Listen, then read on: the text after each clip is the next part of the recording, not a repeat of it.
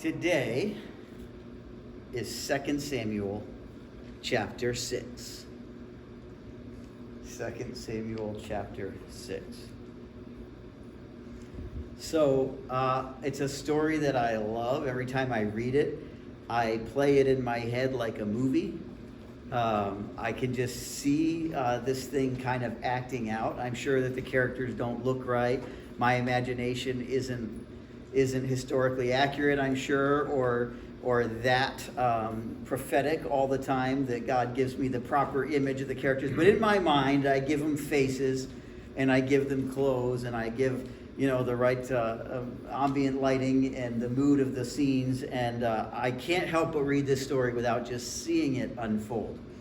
And so I want to do my very best today to tell you the story, but to really make you picture it, because there's quite an event going on, quite a thing happening. And it says a lot about God, and it says a lot about some people that were obviously important to God, like King David, man after God's own heart. There's so much that we can learn from David's life, because I think he's just a really important character. And so when there's a big story like this that says, I think, a lot about David, but even more about God, and says a lot about people and the way we are in general, I just love the story, and it gets me kind of jazzed up every time. So 2 Samuel chapter 6, and I'm going to read some of it. We're going to do the whole chapter today. Yes, all of it, the whole chapter today. But it's a story, and you can't read part of the story. And I don't want to just hit highlights. So I'm going to read some of it, and I'm going to stop, and we're going to talk a little bit. So just keep it open, okay? Because don't close it and think we're done after the first 7 or 8 verses. We're going to read all of chapter 6 today. 2 Samuel 6. This will read like a party in a parade. 2 Samuel chapter 6, verse 1. David again brought together out of Israel chosen men, 30,000 in all. He and all his men set out from Bela of Judah to bring up from there the ark of God, which is called by the name of the Lord Almighty, who is enthroned between the cherubim that are on the ark. They set the ark of God on a new cart and brought it from the house of Abinadab, which was on the hill. Uzzah and Ahio, sons of Abinadab, were guiding the new cart with the ark of God on it, and Ahio was walking in front of it. David and the whole house of Israel were celebrating with all their might before the Lord, with songs and with harps, lyres, tambourines, sistrums, and cymbals. All right, so just pause there for a second. First of all these instruments. A lot of confusion when you go back to culture and language about which instruments are which, but the harp and lyre and which one's translated which way, but they're both instruments with strings. The harp in this case is probably actually the one with fewer strings, the smaller one. Not we're thinking harp, like a big harp, right? And they may have been some harps in that shape, but these were much smaller ones. Tambourines, they didn't have they weren't plastic with the little metal jingly things like we're used to now. When they said tambourine, it meant like a flat cylinder shaped sort of drum kind of thing. It would usually just be like a ring with a hide stretched over it, and they'd hold them like this and bang on them. And there's cymbals and there's stringed instruments, and there's ram's horns, the shofars blowing. They would take ram's horns, and I can't remember how they did this, but somehow they kind of heated them up and they stretched them and heated them up and stretched them so they got this long, elongated shape. So there's the shofars are blowing. They're dancing with reckless, wild abandon, with all their might. They're dancing and singing and worshiping, just like you were a few minutes ago while we were singing. Maybe not, maybe, okay, so maybe we were at 50%. They're at 110. They're just going for it, right? But did you almost miss there the number of people involved in this parade? What was that? 30,000 men. That says nothing about the spectators and family members and other people who come out and come along and kind of join in. So if you think about any event or street carnival or fair or festival or any kind of event that you've been to, and maybe there were 10,000 people packed into one small space or a few city blocks. That's a lot of people, right? That starts to feel like a big crowd. Starts to feel like a lot going on. David brings with him 30,000 men. So we're talking about like a huge march of armies. So David has basically 30 like army regiments of 1,000 men each. And this is in some ways, have you seen on TV like the military parades? The U.S. has done them historically. Other countries do them. It seems like the more sort of authoritarian a government is, the more often they do these show of strength military parades, or the more fanfare they give them. The evil communist dictators are famous for them, like really elaborate military parades, because they're trying to show their might. They're trying to show their strength and their force and their power. So the more equipment they can get out on display, the more people they can have. All the soldiers are dressed right. Everybody's in uniform and everybody's in the right form. And if they can have 1,000 soldiers marching, that's impressive. What would be more impressive? 5,000 soldiers. What would be more? That other country, that other dictator, he had like 5,000 troops. We need 8,000 troops, right? So it sort of becomes like a show of strength and might and a demonstration for the people, for everyone. So these kind of military parades were common in David's time too. Countries would do this. Kings and rulers would do this, and if they conquered an area, they'd come and they'd march through in form with all the. So David brings 30,000 of his men to show the amount of people that are loyal to him, that are in his fighting forces, and he brings singers and dancers and musicians. Dancers at the time, it was a very particular. They were actually professionals, like hired dancers that would work on this choreographed stuff and dance in unison together. So yes, they're celebrating and they're worshiping, but it's not just complete wild abandon. There's probably quite a bit of order and preparation and planning. This isn't a small or spontaneous event. That's what I'm trying to get at. Are you catching on? Not a small or spontaneous happening. This is a serious event. David's going and he's going to get the Ark of the Covenant, which they viewed as close as they're going to get to the tangible presence of God with them.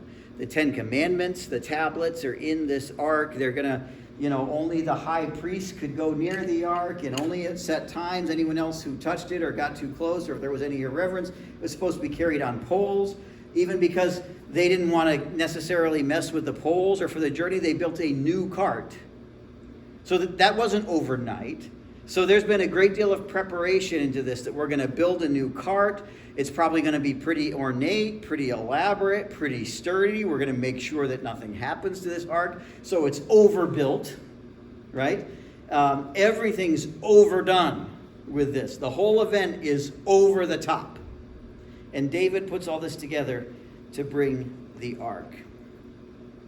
So they're going to bring the ark of God up, and they go out and they are dancing and celebrating with all their might before the Lord, with all the tambourines and cymbals and instruments and songs and all the things. Pretty big, pretty elaborate event. Are you with me so far? Isn't this a great story already? Are you picturing it? Are you seeing the scenes in your mind, this big parade? Okay, then you're doing it right. Good. So let's pick up here with verse 6. When they came to the threshing floor of Nacon, Uzzah reached out and took hold of the ark of God because the oxen stumbled. The Lord's anger burned against Uzzah because of his irreverent act. Therefore, God struck him down, and he died there beside the ark of God. Now, just pause for 1 second. Man, this is one of those things where you're like, why are these parts here? And what do we do with that? And why does God have to be so complicated? Because here's a guy who presumably cares a lot about the Ark of the Covenant and is trying to be respectful, who probably loves God and is a believer and is helping with this whole venture, right? And he's walking alongside, and the oxen stumble and the cart shifts, and he gets nervous because remember, everything's got to be just right. And we got to you don't want the ark falling over off a cart into a ditch, right? This is intense stuff. And so he's obviously kind of on edge and on alert, and the oxen stumble, and it's just his thing, like a reflex reaction. He goes and he reaches and he touches the ark to make sure that it's not slipping. And depending again on translation, there's words in there like reckless or careless or negligent, where it says his irreverent act. Whatever, God basically said, they've taken this too lightly, and he who is not qualified to do so has just touched the ark. We can't let this stuff happen. And he struck down right there. This is confusing stuff about God. But here's what it says to me. God is no joke. So maybe that's not proper English. Maybe that's not even, I don't know. God is no joke. God is not to be toyed with. God is to be taken seriously. It wasn't the enemy that struck him down. It was God saying, listen, God decided that the people needed to know that he was serious and that he is to be revered. And that ark, even though it's only a glimpse or an indication of his presence with the people, if treated too lightly or irreverently, God will take them. Now, the good news for me is that it doesn't say anything about his soul, right? I'm not sure that his intentions were bad even. And Uzzah maybe had touched that ark and was struck down by God, but then maybe went right to be in God's presence. Because I don't necessarily think that he was being sinful. So it wasn't necessarily that I'm going to make that guy burn. It was that God was trying to teach the people how he needs to be taken seriously. So this is nothing about Uzzah's soul. This is about his actions and about God needing to be taken seriously. Now, you get a sense, if you're visualizing the parade, that before they even started this parade out, that David thinks that the ark is pretty important. And David is taking God really seriously. David reveres God. David believes this is a pretty big deal. And so at the start, at least to a good degree, David recognizes all the strength and power, everything we've been able to do so far. They had just conquered the Philistines a couple of times. They just won some major victories in order to even gain the ark back. And so David realizes every single one of these things has only been through God. It was God that told him when to go and when to march and when to conquer. And every time he did it, against all odds, they won. And so David already reveres God, already takes this seriously. It's already big. But don't you think that after this moment, David now is going to have a new level of intense reverence for God and for the ark? Well, as we go on and read, God struck him down and he died there beside the ark of God. In verse 8, then David was angry because the Lord's wrath had broken out against Uzzah. And to this day, that place is called Perez Uzzah. And listen to this in verse 9. David was afraid of the Lord that day and said, how can the ark of the Lord ever come to me? Now that makes sense to me. David, who knew that God was on his side, who revered the Lord that day, that hit really close, and he was afraid. Can you understand that? Can you relate to that?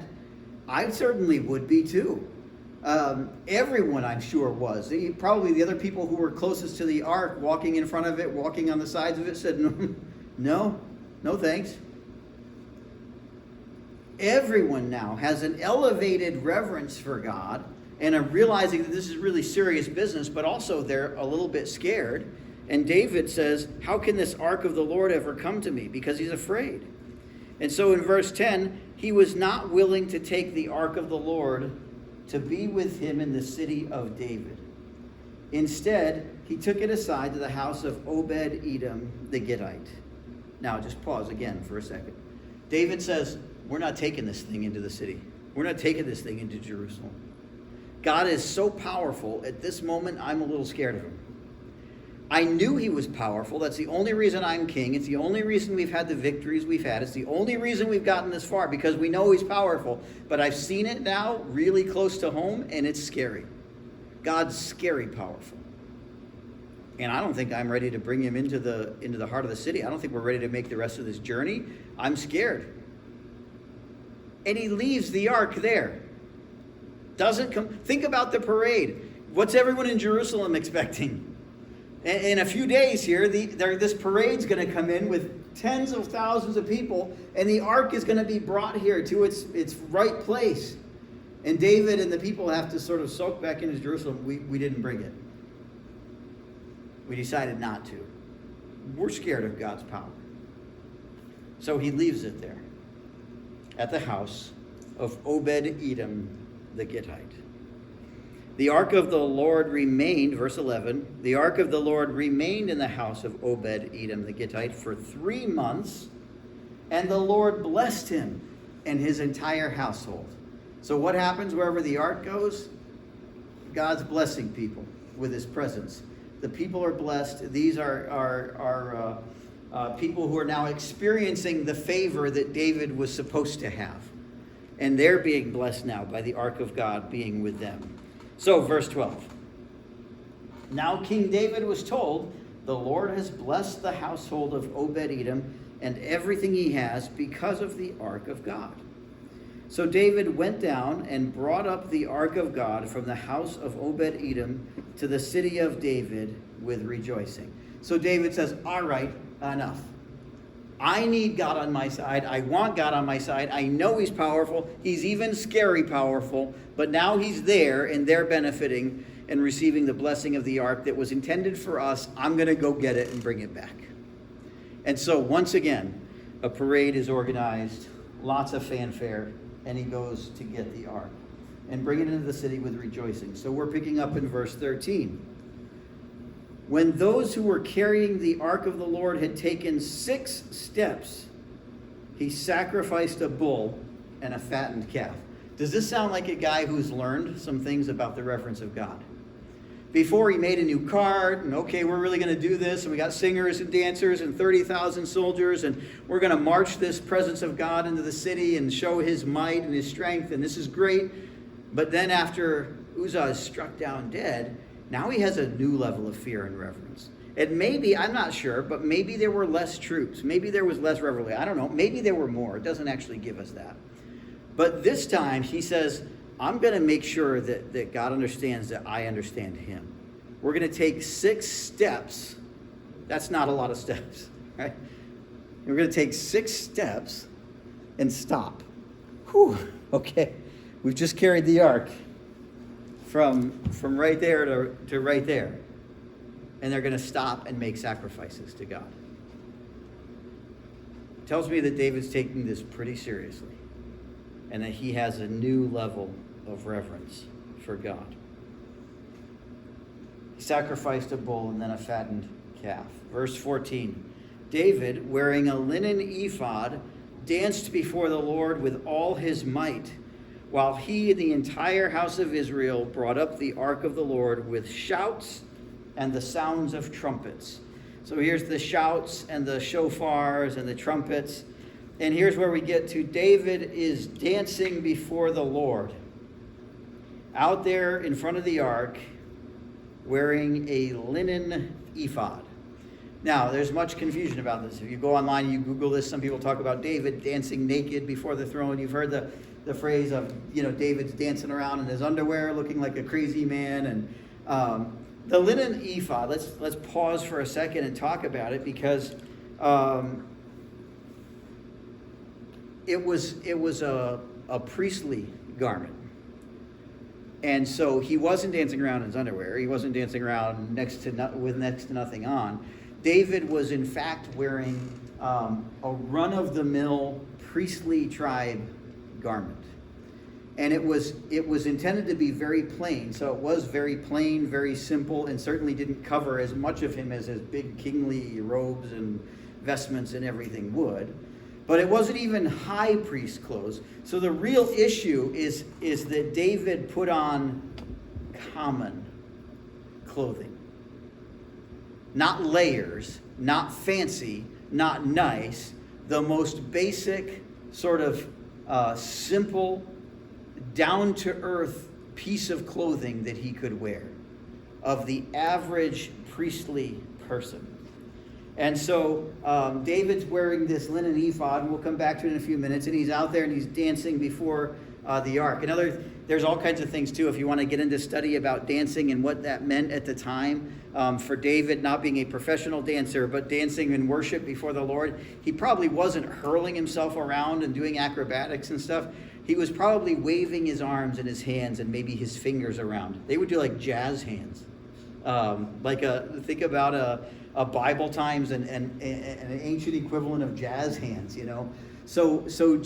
But he's out there, whatever he's doing it to demonstrate that he's just all in for God, and he's just worshiping God, and he's essentially in a very humble, lowly position, humiliating himself to honor and to lift up God. And so he's marching in.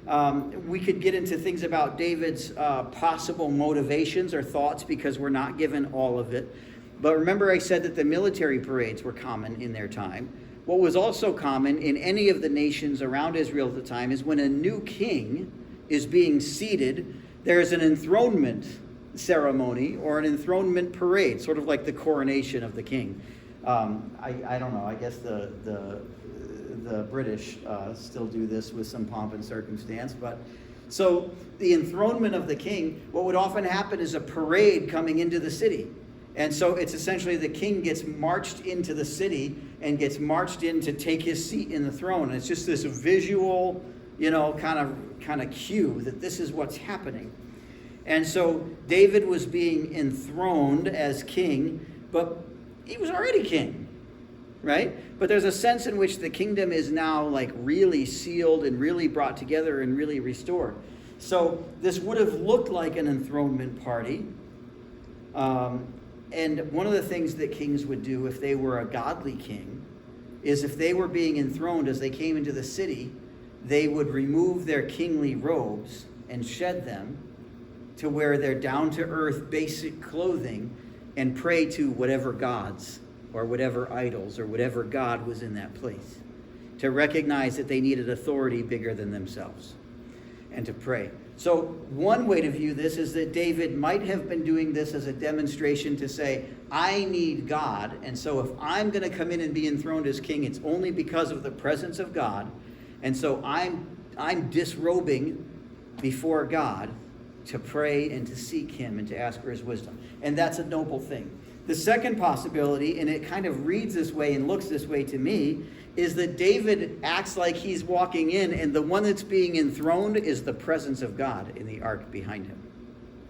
That David is saying, God is coming back to rule in his place. So the king is not even David. The king is God in his presence in the ark. And so David just becomes one of the announcers, one of the trumpeters, one of the marchers, one of the dancers before the throne, before the king comes in. Either way, whichever one of those you look at, David sort of disrobing from his royal garments is very significant. And he did it intentionally. And he did it with these things in mind.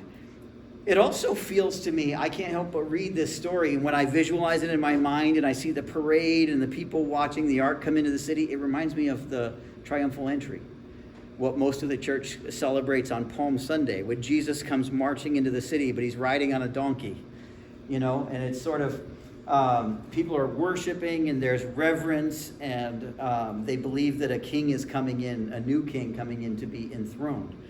So even Jesus' march in the triumphal entry becomes kind of like an enthronement parade. So as this story unfolds and you see the ark coming in, and you see all the things that are happening, we get into these three main characters now. And I want to read the rest before I go on and talk about this, because here's where we get into the Michal. If you're good at Hebrew, you get a lot of phlegm in the back of your throat. You did that. Sounds like you're choking on a grape or something. So Michal, Michal maybe is how it would pronounce. Let's call her Michelle for today. Okay, let's just do an American Western translation and call her Michelle today, wife of David. So we get into her. So they're bringing the ark in. David's out dancing before the ark, and they've got this shouts and yelling and the shofars and the trumpets blowing. And so we're in verse 16. As the ark of the Lord was entering the city of David, Michal, daughter of Saul, watched from a window. And when she saw King David leaping and dancing before the Lord, she despised him in her heart. Ooh, Now, here's where I'd love to do an aside for 10 minutes, but I'll be merciful on you and not do that. But they probably already had some marital strain. This was a really complicated relationship. It's a fascinating one to read about and to think about. Michal was daughter of Saul. And when David killed the Philistine giant, he was rewarded with a daughter of the king. And that was her, Michal. She was his first wife, the wife of his youth. And by all accounts, it would seem like they were very, very happy with each other. And then when Saul turned on David and wanted to kill David, by all accounts, it's Michal, who makes sure that he doesn't get killed and helps him flee. But then a weird thing happens. He flees and he has opportunity to come back for her or retrieve her and never does. And so she's given up in marriage to someone else because legally that was what would normally happen. She was an abandoned wife. And she's given in marriage to someone else. And then when David comes back and he's king and everything is restored, he does what legally he rightfully can do, and that's take her back from her other marriage. And takes back the wife of his youth. And now she's with him as his wife. And of course, he has other wives after this, or alongside her, because that's how things worked at the time. But there was probably some marital strain. There were some issues there. Why did things go the way they went? And why did things happen the way they happened? So it's possible that they maybe didn't have the sweet, wonderful relationship that they had at the beginning of marriage anyway.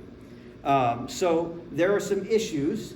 But when she looks out the window and she sees the king coming in, everyone's rejoicing in the city, right? She should be rejoicing. She should be excited. She should be happy. She looks and she sees her husband and she despises him in her heart. Verse 17, they brought the ark of the Lord and set it in its place inside the tent that David had pitched for it. And David sacrificed burnt offerings and fellowship offerings before the Lord. After he had finished sacrificing the burnt offerings and fellowship offerings, he blessed the people in the name of the Lord Almighty. Then he gave a loaf of bread, a cake of dates, and a cake of raisins to each person in the whole crowd of Israelites, both men and women. And all the people went to their homes.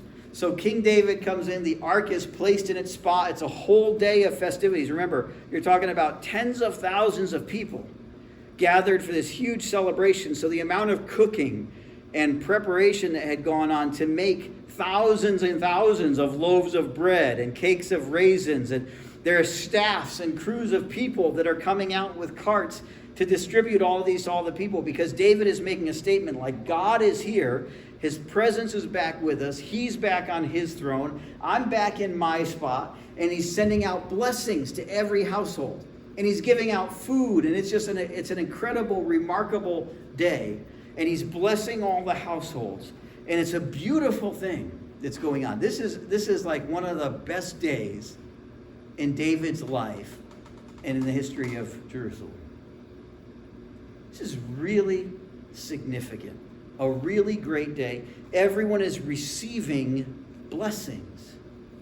And David is just doling out blessings, all in the name of God. And then verse 20.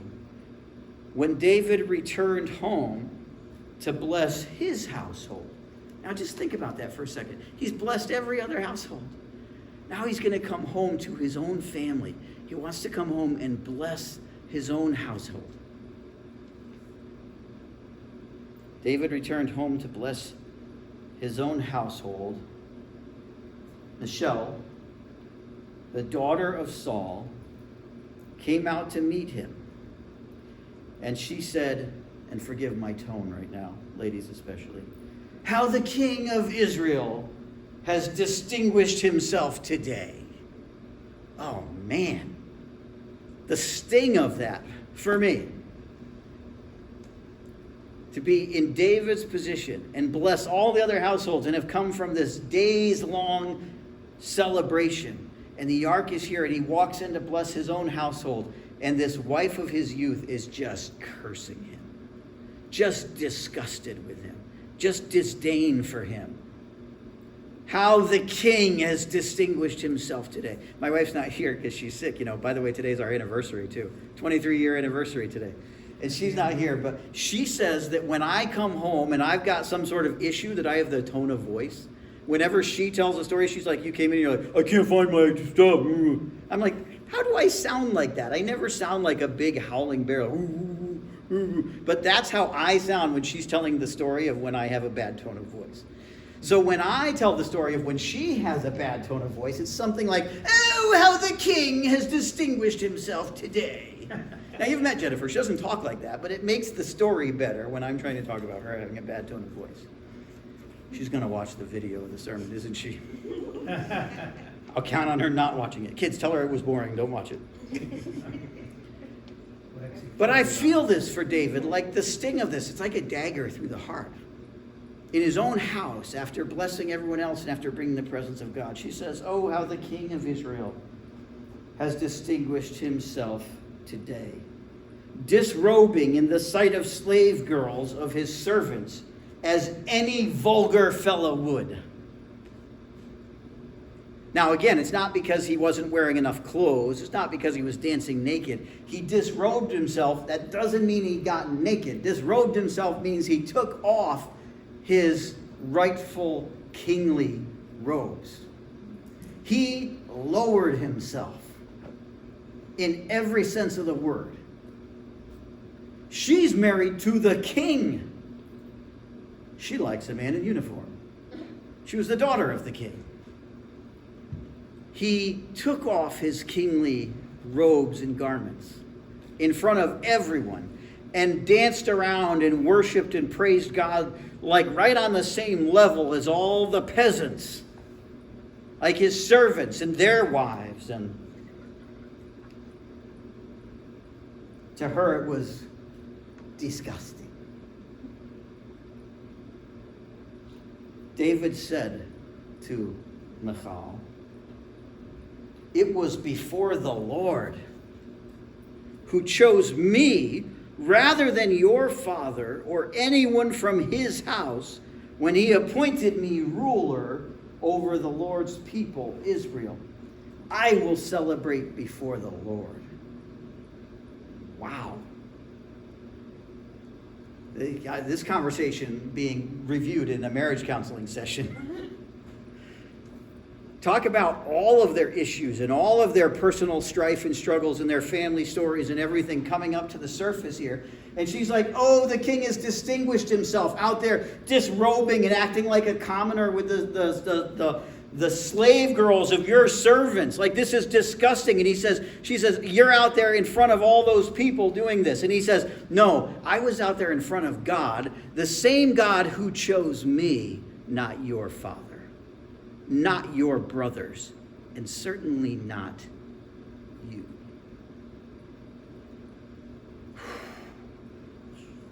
That sends some little chills through me. I'm telling you, if you're watching the movie I'm watching in my head, this is intense stuff. And he says, I will dance like that before God. In fact, I will celebrate before the Lord, and I will become even more undignified than this. And I will be humiliated in my own eyes. But by these slave girls you spoke of, I will be held in honor. In other words, any of them would be glad to be in your position. And they see me as a godly king who's going to honor God, and they're going to honor that. It's you who's got the problem. And Michal, daughter of Saul, had no children to the day of her death. Now, as the rest of that story unfolds, it just kind of blows me away.